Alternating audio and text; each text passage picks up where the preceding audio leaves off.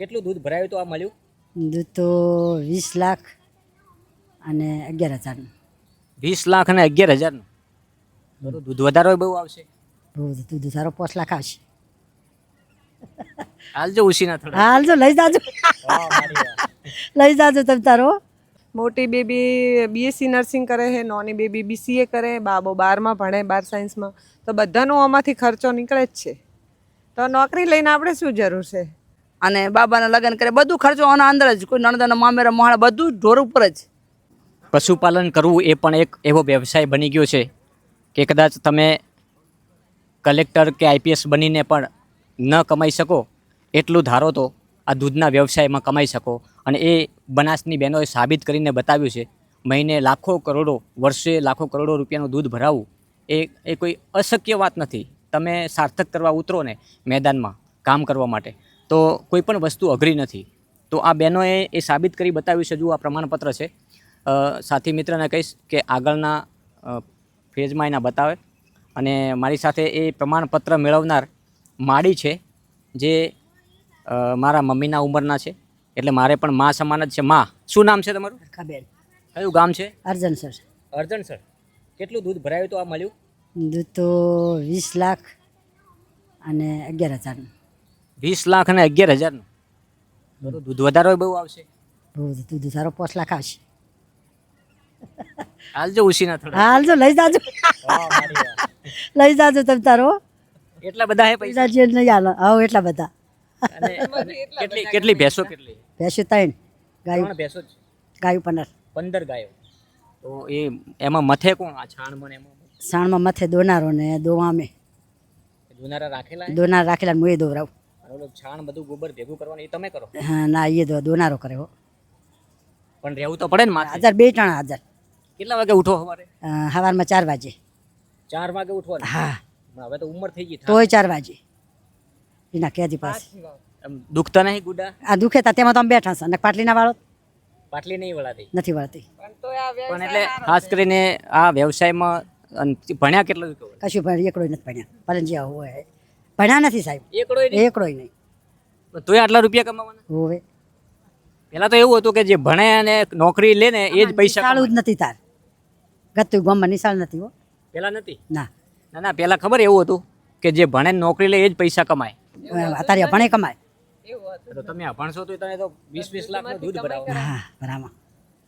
જોયું, આ છે પશુપાલક કરતા લોકોની તાકાત.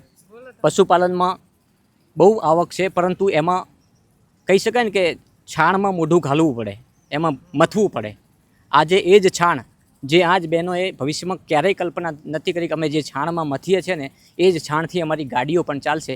આજે બાયો સીએનજી જે રીતના પંપનું નિર્માણ થયું છે સુઝુકીના સાથે, તો એ આ બહેનોની કલ્પના કરેલી છે ભવિષ્યની કે અમે આમાં મથીએ છીએ ને તો આમાંથી કંઈક ઉગશે.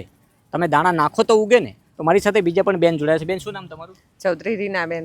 રીનાબેન, તમારે કેટલી ભેંસો છે? મારે 3 ભેંસો ને 5 ગાયો.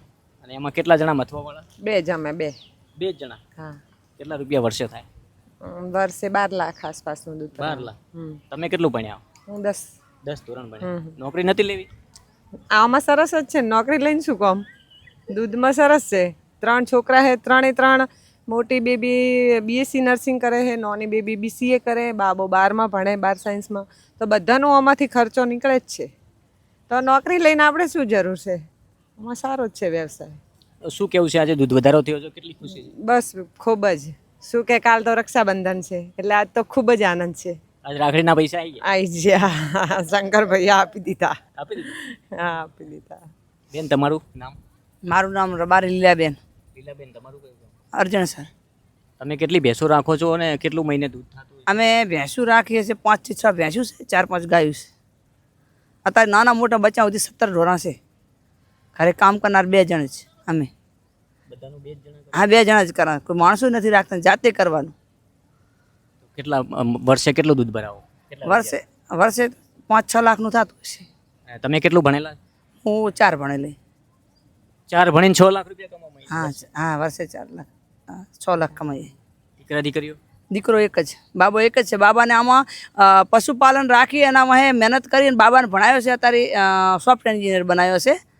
આનાથી જ હા આનાથી જ છાણમાં મથી છાણમાં મથીને અને બાબાના લગ્ન કરે બધું ખર્ચો આના અંદર જ કોઈ નણંદાના મામેરા મહાણા બધું જ ઢોર ઉપર જ. તો બેન તમે આ બધું જ આના ઉપર કર્યું તો ઘણા લોકો એવું કહેતા છે કે દૂધમાં કંઈ વધતું નથી, તો એ કેટલી સાચી વાત? ના ખોટી વાત છે, વધે જ દૂધમાં વધે પણ એ રીતની આપણે માવજત કરવી પડે ઢોરની.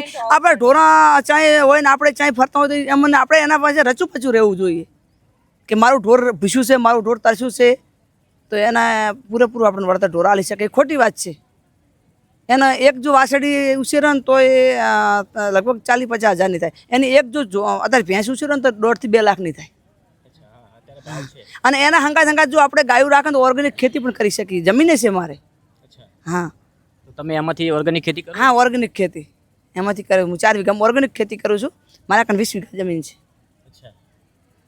તો આ છે બનાસની બહેનોની તાકાત.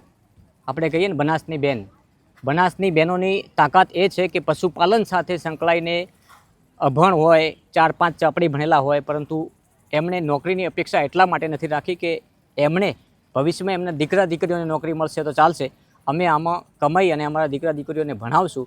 આ સપના માત્ર સપના નથી, સપના જોઈને એને સાર્થક કરવાના પ્રયાસો એ છાણમાં મથીને કરતા હોય છે અને એનું પરિણામ 12 મહિને આ દૂધ વધારા સાથે મળે છે. નમસ્કાર.